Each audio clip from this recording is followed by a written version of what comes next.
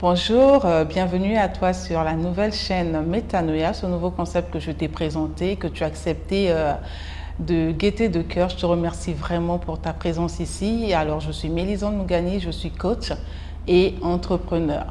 Alors, je te remercie pour ce voyage que nous avons commencé ensemble. Merci parce que je suis vraiment, je veux dire, je suis vraiment contente de voir que cette vidéo que j'ai eu à faire t'a fait du bien.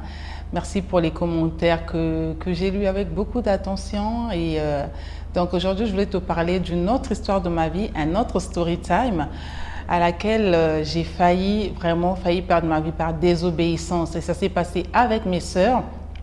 Du coup, je veux partager ça avec toi. Tu te rappelles, dans la première vidéo, je te disais que nous vivions en ville et ça se passe. Ici, c'est un peu une banlieue, dans le quartier Manchimou. Donc, nous avions déménagé dans les années 92, entre 92 et 94. Nous avions déménagé du centre-ville où nous étions super bien. On aimait tellement cette maison. Je suis née là-bas. Mes grandes sœurs aussi, je pense à partir de la deuxième ou de mon frère, le troisième. Donc imaginez comment nous sommes restés longtemps. Donc je vais te demander de rester scotché, de rester connecté. Je vais te parler de cette aventure-là qui a failli coûter la vie, ma vie à moi et celle de mes sœurs. Je te dis à tout de suite après le jingle.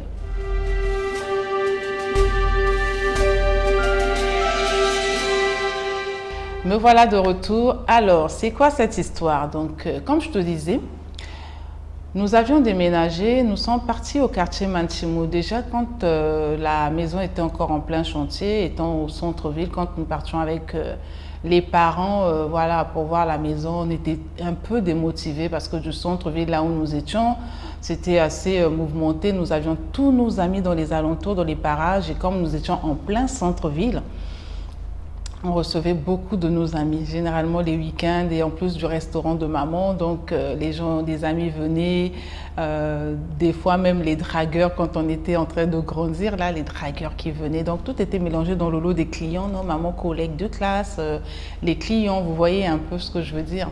Donc tout était un peu mélangé en fait. Et nous déménageons entre 93 et 94, nous partions à Manchimou. Manchimou, c'est un quartier qui se trouve au sud de Brazzaville. C'est vers Lomès, pour ceux qui connaissent bien. Et c'est derrière l'usine Impreco. Et donc, c'est là-bas que papa avait construit voilà, ses maisons. Donc, nous sommes partis à Manchimou et nos amis ne nous rendaient plus visite comme avant. Vous voyez, vous imaginez la distance du centre-ville où nous étions au sud, à Perpète-les-Ouins, s'il faut dire ça comme ça. Donc, on ne voyait plus constamment nos amis. Ceux qui venaient, c'était assez rare. Et donc, les quelques-uns qui venaient nous rendre visite là-bas, c'était une grande joie pour nous de les recevoir. Donc, on passait du temps ensemble. On passait pratiquement nos journées ensemble parce que c'était vraiment un voyage, de venir à Manchimou.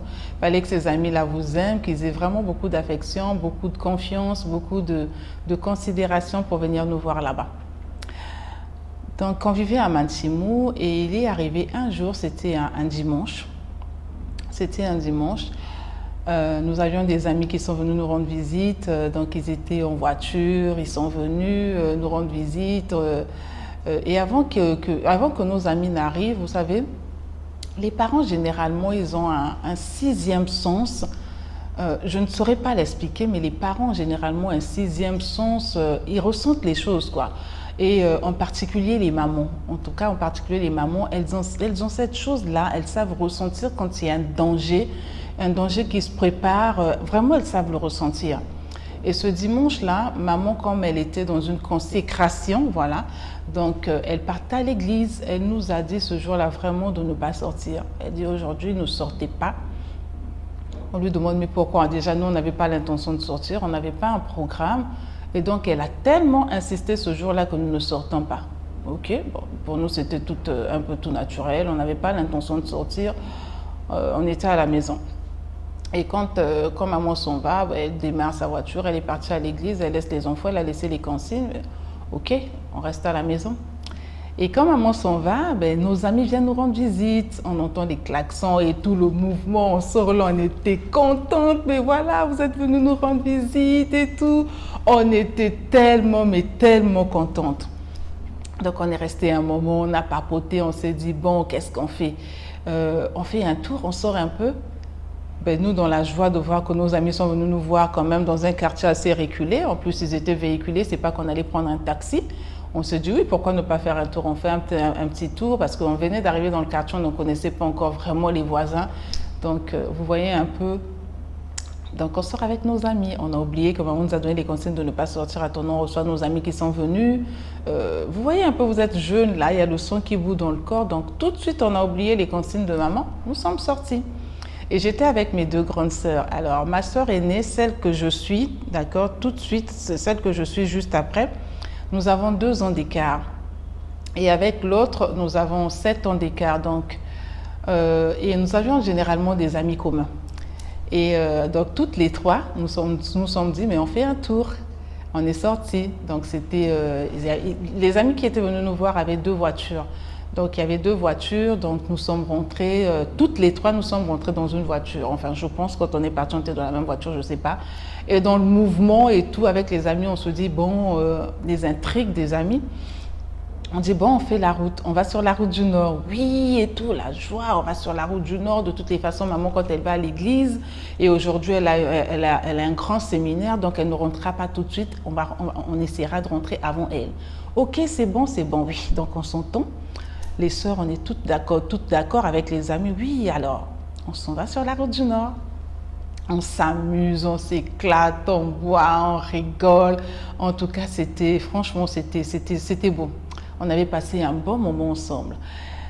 Et l'un des amis qui conduisait, parce que nous avions 2 voitures, donc on se suivait en délégation dans les 2 voitures. Et quand nous sommes arrivés sur la route du Nord, en tout cas, l'un de nos amis là, lui, franchement, paix à son âme, d'ailleurs, il n'est plus là, paix à son âme, il buvait beaucoup, mais pour lui, il disait, je suis né avec le volant à la main, l'alcool ne peut rien me faire, je maîtrise. Quel que soit, je peux boire, je peux faire tout ce que je veux, je maîtrise. Nous, on avait un peu peur, non mais attends, comment est-ce qu'on va l'appeler? On va l'appeler Jacques, ok? Comme ça, au moins, mais non. On va l'appeler Jacques. Donc, mais Jacques, fais attention, tu sais que tu es au volant, ne bois pas beaucoup. Il dit, mais non, je gère, attends, vous m'avez déjà entendu faire un accident, vous avez déjà entendu que j'ai fait un accident, vous savez comment je bois, moi, mais je n'ai jamais fait un accident. Il disait qu'il avait un esprit, qu'il avait des anges, qui le protégeaient et que ces anges savaient que lui, pour qu'il soit efficace, fallait qu'il boive. Vous voyez un peu les délires de jeunes, voilà, donc nous on en riait, bien qu'on avait confiance en lui, parce que c'est vrai en plus qu'il buvait énormément. Jacques buvait beaucoup, mais il n'avait jamais fait d'accident. Donc voilà, il fallait... On regardait aussi à l'heure, bon, 16 heures, on va rentrer parce qu'il faut qu'on rentre avant maman. Nous, on connaissait déjà un peu le programme de maman. Quand elle avait des activités à l'église, elle rentrait, donc quand elle partait le matin, elle rentrait à la maison à peu près vers 17h30, 18h. Mais en tout cas, ça n'arrivait pas à 19h. Quand ça traînait un peu, c'était vraiment limite 18h30. C'était pas au-delà. Et donc, nous, on calculait aussi avec tout ça. Ok, 16h30, nous sommes sur la route du Nord, donc à l'extrême. Ces 2 extrêmes, nous sommes sur la route du Nord, on vit au sud, donc il faut qu'on rentre vers 16h, qu'on démarre déjà avec les embouteillages pour rentrer avant maman pour qu'on s'assoie incognito notre sortie. On reprend la route pour le retour et toutes les 3 sœurs, nous sommes rentrées dans la même voiture. On n'a pas voulu rentrer dans la voiture de Jacques parce qu'il avait tellement bu qu'on avait peur. On s'est dit non, entrer dans la voiture de Jacques, là, ça peut être risqué pour nous. Nous, on rentre dans la voiture il y avait un autre ami à nous qui était dans l'autre voiture. On va l'appeler Robert, d'accord? Ça va, je pense au prénom là, Robert. On dit on rentre dans la voiture de Robert. Donc, toutes les 3 rentrent dans la voiture de Robert et Jacques aussi dans sa voiture. Il y avait un cousin à nous qui était très ami à Jacques. Il y avait sa petite copine, la petite copine de Jacques. Une fille très capricieuse en tout cas dans le temps. À limite, elle énervait même. Elle était trop capricieuse, trop de chichi. Pour un oui, pour un non, un chichi et tout ça là. Donc, on ne savait pas comprendre quand elle disait la vérité ou quand elle montait parce que franchement, quand elle faisait des chichis, c'était trop quoi. Franchement, elle exagérait, mais bon. Et donc, elle est rentrée avec son copain dans la voiture et puis notre cousin. Nous sommes partis avec Robert dans sa voiture. Donc, on roulait pour rentrer à la maison et Jacques qui dit, Je vais rouler vite parce que nous sommes, vous êtes sur la route de l'autre côté au sud, donc nous allons essayer un peu quand même de rouler assez vite pour arriver avant que la vieille nous rentre. Donc on suivait le rythme de Jacques. Et à un moment donné, nous avons voulu, donc Robert a voulu doubler Jacques. Mais Jacques, lui, il voulait prouver qu'il maîtrise en fait le volant. Qu'il ait bu, qu'il n'ait pas bu, il a la maîtrise. Et Jacques, lui, qu'est-ce qu'il fait? Il barre la route en fait, je ne sais pas comment vous dire ça. Il refuse la route à Robert. Donc la voiture de Robert, c'est là où nous étions. Il refuse la route à Robert et quoique, je ne sais plus trop ce qu'il y avait devant. Franchement, je ne sais plus vous dire. Ça s'est tellement vite passé que notre voiture a carrément fait un tonneau. La voiture a fait un tonneau, donc ça roulait. Nous sommes allés nous retrouver sur la rive et voilà, la voiture est revenue. C'est-à-dire, on a fait le tonneau, mais elle est revenue normalement. Elle a costé en fait normalement. Jacques, du coup, il s'arrête lui aussi là-bas. Donc, du coup, lui aussi, franchement, je ne saurais pas vous expliquer parce que ça s'était très vite passé. Nous avions mal à la tête, un choc, mais qu'est-ce qui s'est passé? Un accident, oh là là, on avait peur. Et dans la voiture de Jacques, sa copine avait eu un choc, avait reçu un choc à la tête.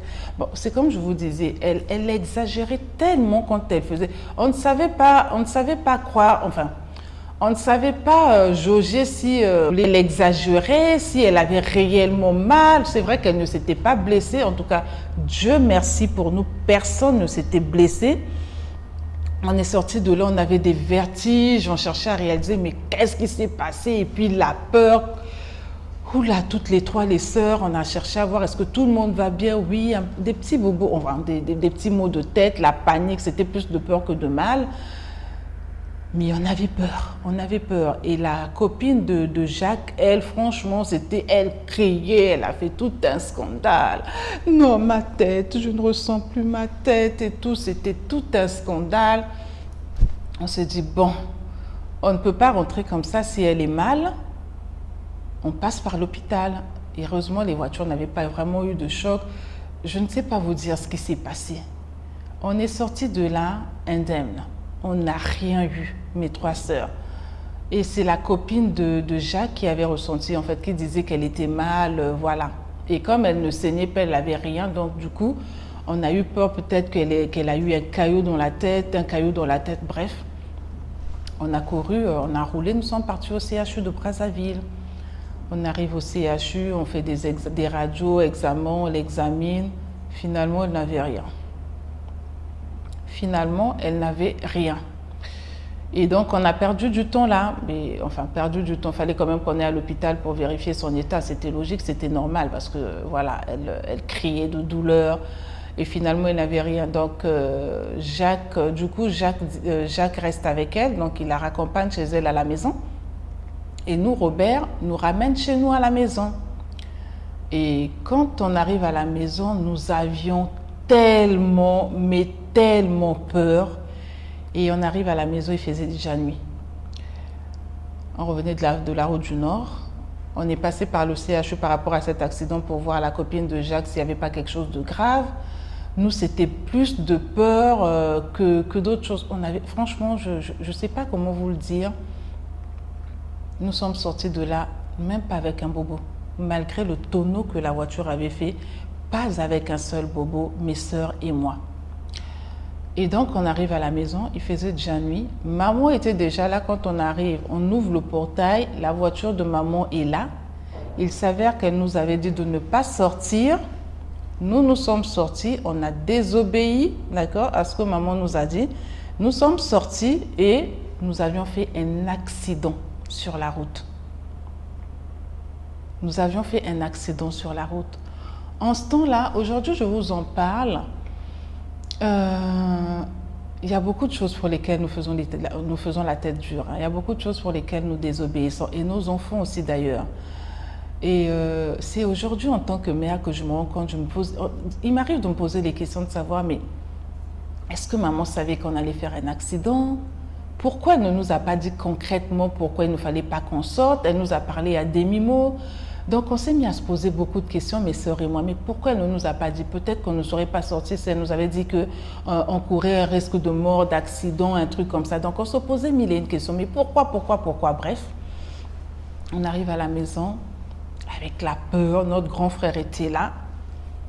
Lui, il attendait là, genre, on vous a dit de ne pas sortir, vous êtes sortis, vous aurez chaud aujourd'hui. Maman est là. Et c'est comme je vous ai dit dans ma vidéo, notre maman, ça, elle était vraiment Margaret Thatcher. C'est vrai que quand on avait commencé à grandir et tout ça, là, ça avait diminué. Elle ne nous tapait plus, mais elle était dure dans ses langages. Quand il fallait être dure, elle était très dure dans ses langages quand elle nous parlait. Et il fallait quand même qu'on rentre. Qu'est-ce qu'on fait? On rentre à la maison. Et maman était enfermée dans sa chambre. Elle était enfermée dans sa chambre, elle priait. Elle priait. On ne sait pas, franchement, je ne sais pas vous dire si maman avait ressenti cela ou quoi. Je ne sais pas vous le dire, mais elle était enfermée dans sa chambre, elle priait. Elle priait, nous on est rentrés à la maison, donc comme elle connaissait aussi notre ami Robert, donc du coup Robert a paniqué de rester là, il a juste eu le temps de nous déposer. Il ne voulait même pas que maman sache que c'est lui qui était venu à la maison avec Jacques parce que les parents en fait, ils connaissaient nos amis, ils connaissaient les amis que nous fréquentions et donc ils nous demandaient toujours de présenter tous nos amis, donc c'est ce qu'on faisait. Donc les parents, filles comme garçons, ils connaissaient tous nos amis. Et donc Robert s'est dit, moi je vous dépose, je ne reste pas là, je m'en vais. Donc je ne veux même pas que la vieille sache que vous étiez avec moi, s'il vous plaît, vraiment, essayez de me couvrir et tout. Bon, nous on ne calculait pas tout ça. Nous la peur c'était, on va nous bastonner aujourd'hui. On va nous bastonner, on en aura pour notre compte. En 93-94, j'étais déjà au lycée. Donc maman ne nous tapait plus, c'est sûr, mais on avait peur.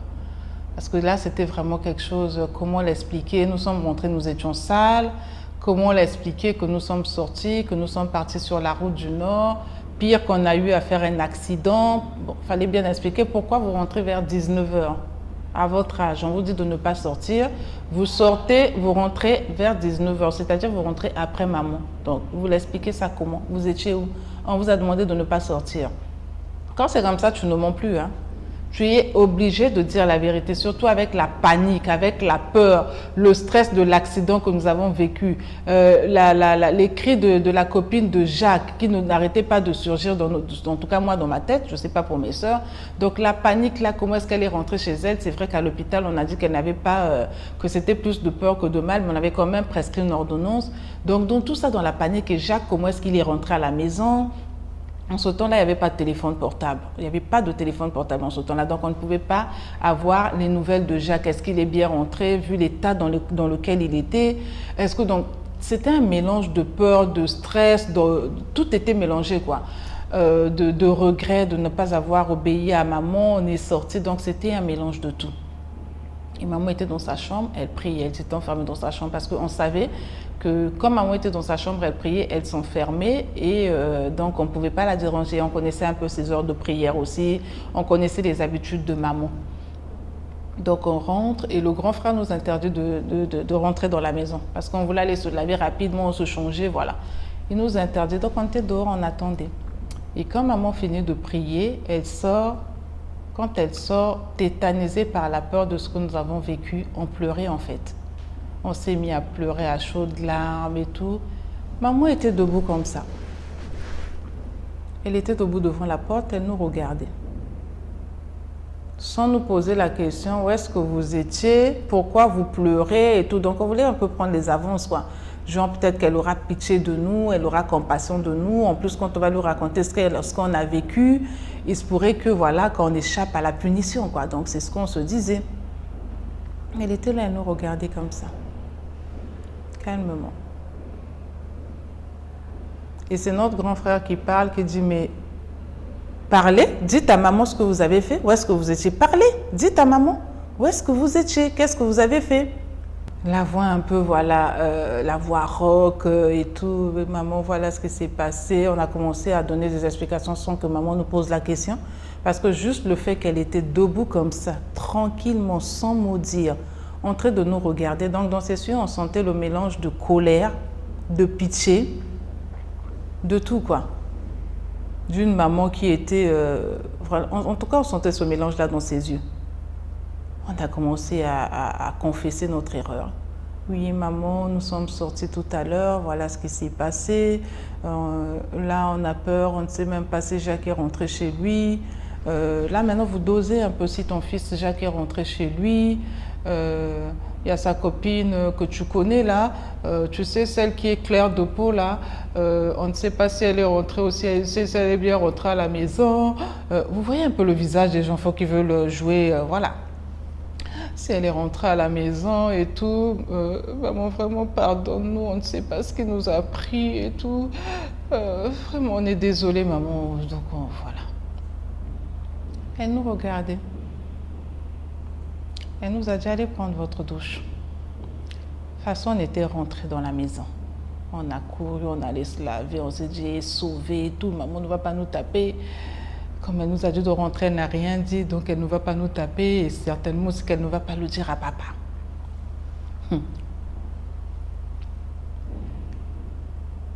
À l'heure du dîner, nous sommes à table avec papa. Maman raconte sa journée à papa. Elle raconte sa journée à papa et elle raconte sa journée, comment elle était à l'église. En fait, à tout le monde, on était toute la table.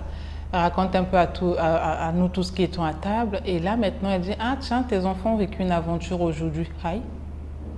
On se regarde, mes sœurs et moi. Genre, non, mais elle ne va pas nous vendre. Elle a quand même compris, voilà, qu'elle est un peu de pitché, quoi.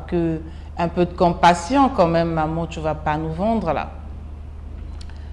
Elle raconte, voilà ce que tes enfants ont vécu, une aventure. Et tout, elle dit, vous ne voulez pas raconter à votre père? Notre père était tellement influent. C'est-à-dire, moi, depuis que je suis née, mon père ne m'a même jamais fait ça. Autant il était cool, mais autant un simple regard suffisait pour que tu urines dans tes habits. Pour que tu urines dans tes habits. Fallait raconter maintenant l'histoire à papa. L'aventure, comme maman avait dit, fallait raconter à papa. Fallait raconter. Et il s'était passé ce qui a pu se passer. En tout cas, la désobéissance peut nous emmener peut nous coûter la vie. La désobéissance peut vraiment nous coûter la vie et aujourd'hui, nos enfants aussi font ça. Nos enfants, des fois, oublient que nous avons été enfants comme eux. C'est ce que je dis à mes enfants des fois. Je dis, vous avez l'impression que nous sommes nés parents, quoi. Que nous sommes nés, que nous avons déjà grandi, que nous ne sommes pas passés par ces étapes. On a dit, on connaît ça. On connaît toutes ces étapes. Nous aussi, on a menti à nos parents. On a désobéi à nos parents. Mais qu'est-ce que ça a failli nous coûter le fait qu'on ait désobéi à nos parents? Moi, personnellement, et avec mes sœurs, imaginez 3 enfants, que tu perdes 3 enfants par accident. En plus que tu aies donné des orientations, des directives à ces enfants ce jour-là. Maman ne nous parlait pas comme ça souvent. Mais ce jour-là, elle insistait, ne sortez pas. Mais nous, dans le mouvement, on vit loin. Nos amis ne viennent pas souvent nous voir. En plus, il n'y avait pas où on va aller prendre un taxi pour sortir. Ils sont venus en voiture. Ils sont venus nous prendre pour nous sortir. Nos amis nous aiment. Maman n'est pas là, elle comprendra. On ne pouvait pas imaginer qu'on allait avoir un accident. Donc nous, on a fait notre plan. On se dit, on va rapidement, on va bringuer, on va fêter. Et après, on rentre à la maison tranquillement, incognito. On connaissait déjà les heures où maman rentrait, donc on avait son planning. Mais Dieu nous a confrontés ce jour-là. Dieu nous a confrontés ce jour-là. Donc, c'est-à-dire que, le traumatisme que nous avons eu par rapport à cet accident, papa ne nous a pas tapé, je me rappelle. Comme maman expliquait à papa, il ne nous a pas tapé, il ne nous a pas frappé, il était furieux, il nous a grondé, je me rappelle. Mais ça nous a valu une grande punition, hein, une grande punition. On ne nous avait pas frappé, mais nous avions eu ces restrictions. Mais vraiment, de ces restrictions, on a regretté, on a dit franchement, on aurait pu éviter cela, quoi. Les restrictions que nous avons eues, on aurait pu éviter cela. Pire encore, on aurait pu y passer, on aurait pu, voilà, ça aurait pu nous coûter la vie. Pourquoi? Parce que nous avons désobéi pour un plaisir de quelque temps, voilà, juste pour nous amuser, quoi. Ça a failli nous coûter la vie. Donc aujourd'hui, je ne serai peut-être pas là devant vous en train de vous raconter cette histoire, mais c'est une histoire Autant il y a longtemps que c'est passé, mais c'est resté dans ma tête. Et c'est ce genre de choses, généralement, je dis à mes coachés, je dis, vous savez, nous les parents, on n'aime parler que des bonnes choses à nos enfants. Nous avons eu à désobéir, nous avons eu à commettre beaucoup d'erreurs. Nous avons été enfants nous aussi, mais il nous arrive des fois de traiter nos enfants comme si nous ne sommes pas passés par là. Je ne dis pas qu'on accepte ou qu'on prenne, qu'on valide tout ce que nos enfants font. Non, nous aussi nous avons commis des erreurs. Mais ce que nous présentons aux enfants généralement, c'est le bon côté des choses, que nous avons eu une éducation parfaite, que nous avons été des enfants parfaits, qu'on obéissait toujours à nos parents, qu'on ne commettait pas des erreurs. Non. Je pense que,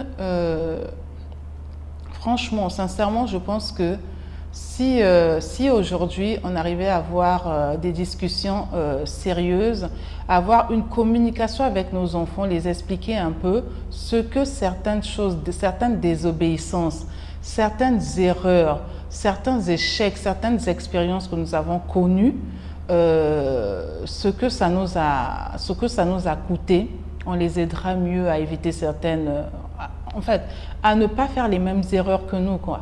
On les aidera plus en fait à ne pas faire les mêmes erreurs que nous. Parce qu'en leur montrant juste la bonne face, la bonne figure, que oui, moi quand maman parlait, je ne disais rien, quand maman me disait de ne pas sortir, je ne sortais pas. Toi aujourd'hui tu es têtu, la génération d'aujourd'hui vous n'écoutez pas, vous ne comprenez pas. Quand les parents vous disent machin, non. On veut juste montrer la bonne face quoi, des enfants, voilà, toujours obéissants, toujours premiers en classe, ça surtout oui. Toujours premier en classe, toujours des bonnes moyennes, qu'on faisait toujours partie du top 3 de la classe ou du top 5 de l'école. C'est très bien de le dire à nos enfants, mais comment est-ce qu'ils apprendront de la vie si on leur montre que la bonne figure, si on leur montre que les réussites, si on leur montre que tout ce qui a été pour nous des succès, comment est-ce qu'on leur apprend à affronter la vie? Parce que le dehors, l'extérieur, là, il n'y a pas que de bonnes choses, hein. Nous avons eu à faire plein d'erreurs, à désobéir, en tout cas moi pour ma part. Et je pense que c'est vrai qu'il faut voir aussi le caractère, le comportement de l'enfant.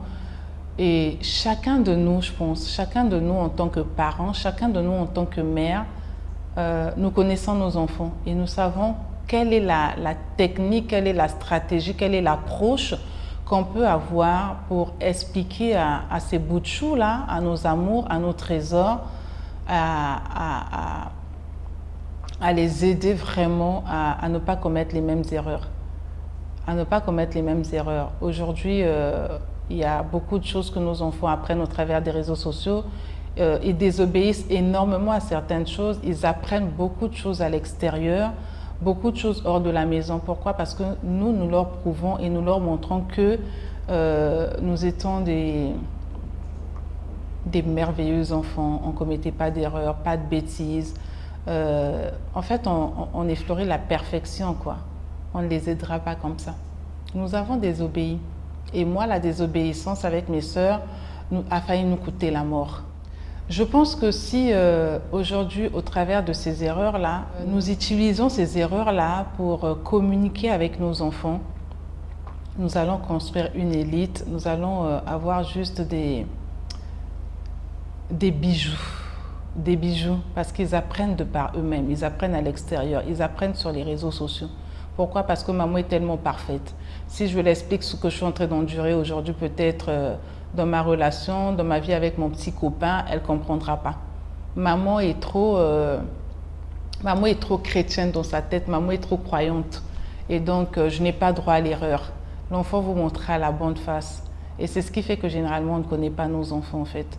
On croit les connaître, mais on ne les connaît pas. Parce qu'ils ne sont pas prêts à nous expliquer, à nous parler de leurs douleurs, de leurs souffrances, de leurs bêtises, de leurs erreurs. Pourquoi ils ne sont pas prêts? Parce que nous, on leur prouve en fait, on leur montre que nous étions des enfants parfaits. Et c'est ce qu'ils veulent nous prouver à nous aussi, que comme vous, nous sommes parfaits. Mais après, c'est comme ça que nous écoutons, nous apprenons en fait ce que nos enfants font à l'extérieur. Et des fois, ça nous choque. On a l'impression que ces deux personnes, quand on apprend ce que nos enfants font à l'extérieur, se dit non, Des fois, il y en a qui piquent des crises, il y en a deux fois qui ne s'en remettent pas. Non, c'est pas possible, c'est pas mon fils, c'est pas ma fille qui peut faire ça. Moi, ma fille est à la maison, mon fils à la maison, on fait des réunions de prière, on va à l'église tout le temps.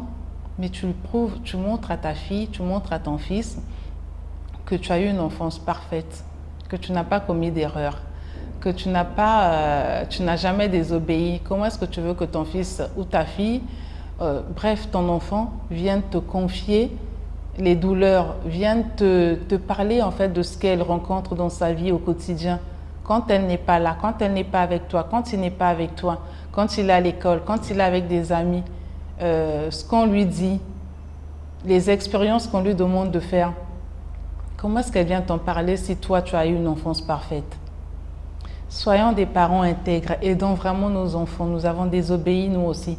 On les aidera mieux, je venais de le dire, hein, on les aidera mieux vraiment en étant vrai avec eux, en mettant certainement, oui, je me répète, en mettant certainement une certaine diplomatie, d'accord? Chaque parent saura mettre une diplomatie parce que chacun de nous connaît ses enfants.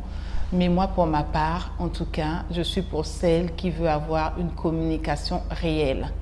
Voilà pourquoi cette chaîne, c'est pour vraiment la transformation de notre système de pensée, quoi. Essayons d'être vrais avec nous-mêmes, de nous découvrir, de travailler sur nous et de par la suite aider nos enfants.